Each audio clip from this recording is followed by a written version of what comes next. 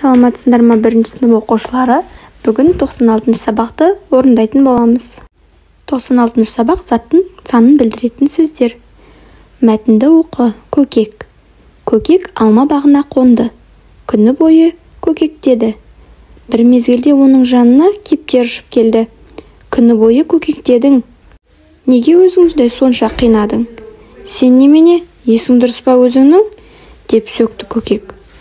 Қатты ашуландың ғой, саған жаным ашып келіп едім, деді кептер. Мені бұдан былай көкек деп атама. Енді не дейміз? Мен бұлбұлмын. Тамылжыған әнімді тыңдасаңдаршы.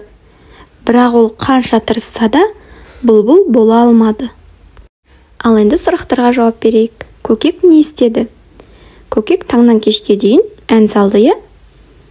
Өзінің даусы керемет деп ойлап ән салды. Көкек пен кептердің сөздерін рөлге бөліп оқыңдар.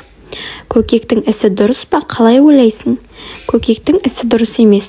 Ол қанша олай ән салса да бұлбұл секілді әдемі ән айта алмайды, я? Келесі екінші жаттығу. Көп нүктенің орнына тиісті сөзді қойып жаз. Бір қолда қанша саусақ бар, балалар? Бір қолда 5 саусақ бар, я? Біз, балалар, сендер қаншасын сыныпта оқисыңдар? Біз 1-ші сыныпта оқимыз болады. Мен партада отырамын. Мен нешінші партада отырамын? Балалар, сендер өздерің қай партада отырасыңдар, соны жазыңдар, жақсы ма? Мен бұл жерге мысал ретінде мен 3-ші партада отырамын деп жаздым. Келесі 3-ші жаттығу, ойлан тап. Аулада 5 үйрек, қорада 3 үйрек, 1 үйрек тығылды, 1 үйрек жығылды. Қалғаны неше үйрек? Аулада 5 үйрек болды, я? Қорада 3 үйрек бар, енді екеуін қосамыз. Жауабы 5-ке 3-ті қоссақ 8.